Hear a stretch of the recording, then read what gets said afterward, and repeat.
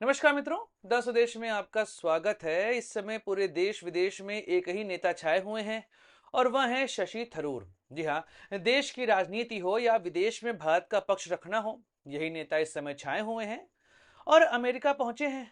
America में उनसे दो सवाल पूछा गया। पहला सवाल तो यह पूछा गया कि भाई आप लोगों ने ऑपरेशन सिंदूर ही नाम क्यों रखा, तो बड़ा ही बेहतरीन जवाब दिया वहां पे शशि थरूर ने। फिर एक और सवाल पूछा गया कि भाई विपक्ष के नेता राहुल गांधी लगातार यह आरोप लगा रहे हैं कि डोनाल्ड ट्रंप का कॉल आया और भारतीय प्रधानमंत्री नरेंद्र मोदी उनके आगे सरेंडर हो गए। अब इसको लेकर शहीद थरूर का जवाब सुनने लायक था। और राहुल गांधी ने अभी एमपी में एक बात और कही कि भाई तीन तरह के घोड़े होते हैं, एक जो रेस में दौड़ते हैं, एक बारात वाले, और एक घोड़े होते हैं जिनको उन्होंने कहा लंगड़े घोड़े। उन्होंने एक नई परिभाषा गढ़ी है यह कि लंगड़े घोड़े वाली। तो आज हम लोग इसी मुद्दे पर बात करने वाले हैं कि आखिर शशि थरूर कौन से घोड़े हैं, रेस वाले, बारात वाले या फिर लंगड़े घोड़े। नमस्कार दोस्तों, मैं सुधांशु, आप देख रहे हैं द स्वदेश। दोस्तों, द स्वदेश एक मंच है जहां पर हम निष्पक्ष पॉलिटिकल एनालिसिस करते हैं। अगर आपको हमारा पॉलिटिकल एनालिसिस पसंद आता है तो आप यूपीआई के माध्यम से हमारी मदद भी कर सकते हैं। बाकी हमारे चैनल को सब्सक्राइब करिए, वीडियो को लाइक करिए और वीडियो को शेयर जरूर करिए।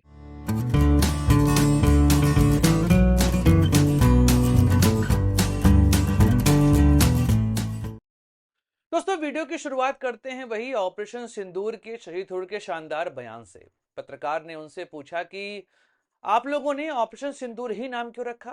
तो वहां पर शशि थरूर ने यह एक्सप्लेन किया कि भाई सिंदूर का अर्थ क्या है।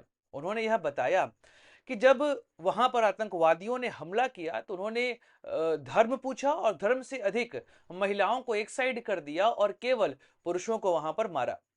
और भारत में जो महिलाएं होती हैं शादी के बाद वह सिंबलिज्म के फॉर्म में सिंदूर लगाती हैं।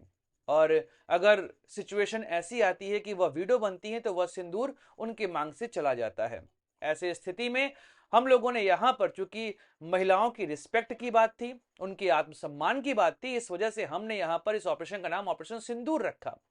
और बाय डिफॉल्ट ये भी कहा जाए कि सिंदूर का रंग जो होता है वह खून जैसा लाल होता है। तो हमारे यहाँ कहते हैं खून का बदला खून, तो हम लोगों ने यहां कहा सिंदूर का बदला खून।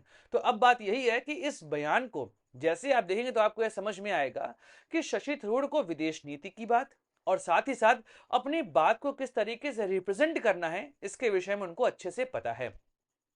फिर एक और बात यहां पर उन्होंने पूछी कि भाई आपके ही नेता अर्थात कांग्रेस पार्टी के ही, चूंकि शशि थरूर नेता हैं, ऐसे में उनसे पूछा गया कि भारत में विपक्ष के नेता राहुल गांधी, उन्होंने यह कहा है कि डोनाल्ड ट्रंप का फोन आया और नरेंद्र हो गए सरेंडर। यह स्टेटमेंट दिया कि डोनाल्ड ट्रंप के कॉल के आगे नरेंद्र मोदी सरेंडर हो गए।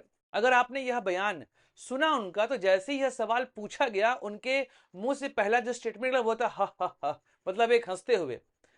कि सीधे तौर पर राहुल गांधी के इस बयान पे इससे बड़ा कटाक्ष कुछ नहीं हो सकता।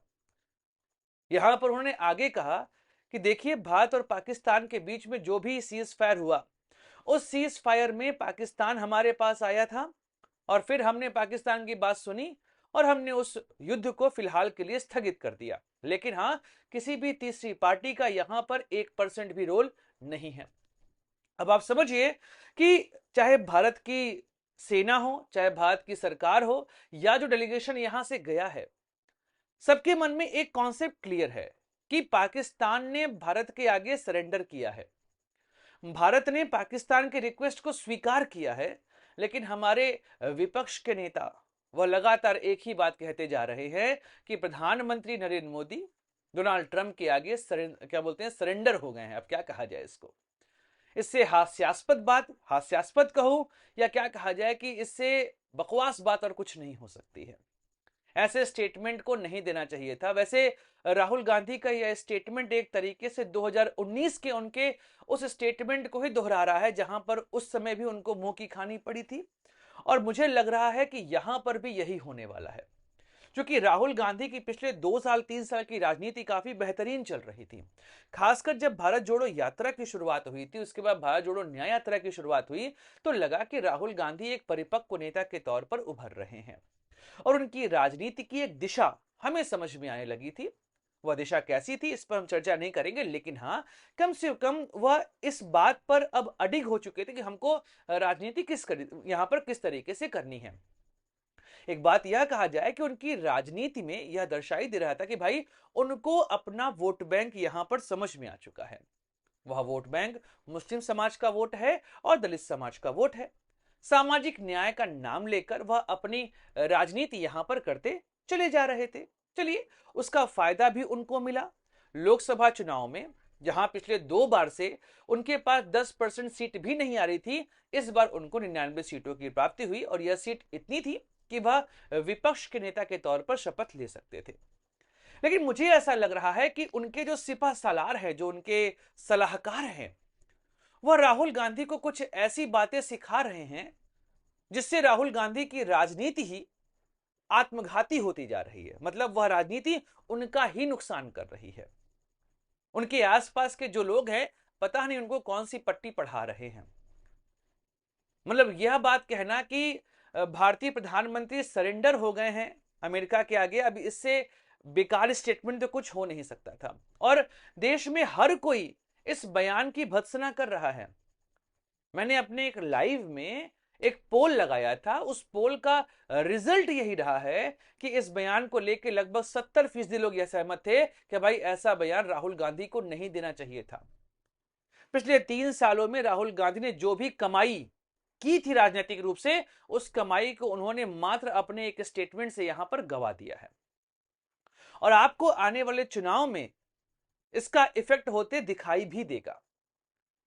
सेना ने लगभग सभी बातों का जवाब दे दिया जो राहुल गांधी जानना चाहते थे, लेकिन उसके बाद भी हमारे विपक्ष के नेता किसी भी तरह की बात सुनने को तैयार नहीं थे।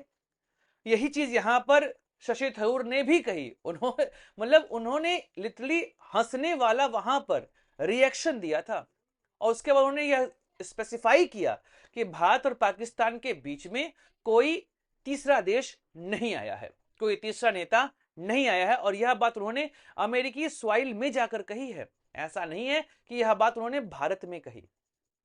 अब राहुल गांधी ने एमपी में एक और बयान दिया था, क्योंकि जब वह गुजरात में अधिवेशन कर रहे थे तो वहां पर उन्होंने कहा था कि कांग्रेस में 2 तरह के घोड़े हैं, एक रेस वाले घोड़े और एक बारात वाले घोड़े। हम क्या करते हैं कि हम रेस वाले घोड़े को बारात में भेज देते हैं, बारात वाले घोड़े को रेस में भेज देते हैं। एक और बात कही थी वहां पर कि कांग्रेस पार्टी जो गुजरात का उसका सेल है, उसमें कई सारे लोग जो हैं वो विभीषण के रूप में काम कर रहे हैं। आज लगभग उस स्टेटमेंट को 4 महीने होने वाले हैं, 3 से 4 महीने होने वाले हैं, और आज तक उस स्टेटमेंट में कोई कार्रवाई नहीं हुई है, कुछ भी नहीं हुआ। मतलब गुजरात में दिए बयान का क्या रिजल्ट हो रहा है इसके विषय में फिलहाल तो कांग्रेस पार्टी के अंदर बात नहीं हो रही है। फिर यहां पर क्या हुआ, उन्होंने कहा कि राहुल गांधी ने एमपी में यह भी कहा कि मैंने गुजरात में कहा था कि भाई 2 तरह के घोड़े हैं, रेस वाले और बारात वाले, लेकिन मैं अब एक नया नाम यहां दे रहा हूं, वह है लंगड़े घोड़े का। अब लंगड़े घोड़े कौन है कांग्रेस के अंदर? अगर आपको G23 याद हो, जिन्होंने यह बात रखी थी कांग्रेस का लीडरशिप सही तरीके से होना चाहिए, यहां पर हमको अपनी पार्टी की दिशा तय करनी है, लगभग उनमें से सभी लोग कांग्रेस पार्टी छोड़कर जा चुके हैं या तो पार्टी के अंदर साइडलाइन हो चुके हैं।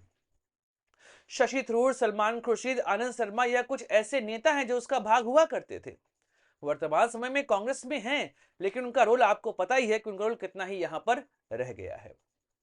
तो अब बात यह है कि शशि थरूर किसके अंदर आएंगे, लंगड़े घोड़े के अंतर्गत आएंगे, क्योंकि कुछ और नेता जो कि कांग्रेस के अंदर युवा थे वह भी कांग्रेस छोड़कर जा चुके हैं। चाहे ज्योतिरादित्य सिंधिया की बात करें, हेमंता बिस्व शर्मा की बात करें, जितिन प्रसाद की बात करें, मिलिंद देवड़ा की बात करें, यह सभी कांग्रेस पार्टी के युवा चेहरे हुआ करते थे। अपने अपने राज्य में इनका अच्छा खासा वोट बैंक हुआ करता था, और जहां से यह नेता गए हैं वहां पर कांग्रेस दोबारा लौटकर नहीं आई है। चाहे आप देखेंगे मध्य प्रदेश में, चाहे आप देखेंगे महाराष्ट्र में, और चाहे आप देखेंगे असम में, कहीं पर भी कांग्रेस लौटकर नहीं आई है। उसके बाद भी पता नहीं कौन सी स्ट्रेटजी कांग्रेस के अंदर चल रही है। सचिन पायलट बस रुके हुए हैं, मुझे लगता है कि उनको कोई फोर्स नहीं मिल रहा है। अगर कई दिन फोर्स वह मिल गया तो वह भी पार्टी छोड़कर चले जाएंगे। और लंगड़े घोड़े के रूप में जिस तरीके से राहुल गांधी ने अपने ही नेताओं की बेइज्जती की है, उसके विषय में क्या ही कहा जाए। अब शशि थरूर को रोकने की कवायद भी यहां पर नहीं हो रही है। कारण यह है कि कांग्रेस के जो शुभचिंतक हैं वही उनके सबसे बड़े अशुभचिंतक हैं। यह बात सही तौर पर मैं कह रहा हूं कि कांग्रेस के शुभचिंतक ही कांग्रेस के सबसे बड़े अशुभचिंतक हैं, क्योंकि वह केवल और केवल गांधी परिवार की बड़ाई करने पर ही रह जाते हैं। कांग्रेस पार्टी के अंदर कोई अच्छा काम होगा इसके विषय में कोई जवाबदेही तय नहीं होती है। मल्लिकार्जुन खड़गे केवल और केवल कहने भर के लिए कांग्रेस के अध्यक्ष हैं, जबकि हम सभी जानते हैं कि कांग्रेस की रणनीति वर्तमान समय में कौन बना रहा है। अब विचार करना पड़ेगा कि कांग्रेस किस दिशा में आगे बढ़ेगी। लेकिन हां, इस समय शशि थरूर उस एज लाइन पे पहुंच चुके हैं जहां से वह कभी भी पार्टी छोड़कर जा सकते हैं, और एक ऐसे नेता का पार्टी छोड़कर जाना कांग्रेस के लिए हानिकारक होगा। और जो जो लोग कांग्रेस के अंदर बैठकर यह हवा भर रहे हैं कि शशि थरूर के जाने का नुकसान नहीं होगा, ये वही लोग हैं जो हेमंता बिस्व शर्मा के जाने के बाद कहते कि वहां पर कांग्रेस को नुकसान नहीं होगा सब में, और आज 10 साल से ऊपर हो गया है, कांग्रेस लौटकर नहीं आई है। ये वही लोग थे जो ज्योतिरादित्य सिंधिया के बारे में भी उलझुल बातें कर रहे थे। आप देखिए एमपी में क्या हाल हो चुकी है। ये वही लोग हैं जो मिलिंद देवड़ा के बारे में बात कर रहे थे। आप देखिए महाराष्ट्र में कांग्रेस की क्या हाल हो चुकी है।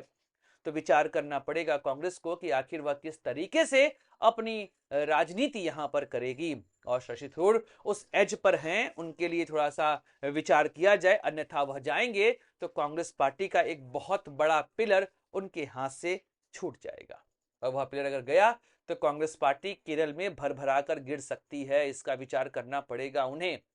तो दोस्तों, यह था विश्लेषण इस विषय पर। मिलेंगे अगले वीडियो में, चर्चा करें किसी और मुद्दे की। अपने दोस्त सुधांशु को दीजिए इजाजत। Like share subscribe the channel. जय हिंद, वंदे मातरम, भारत माता की जय।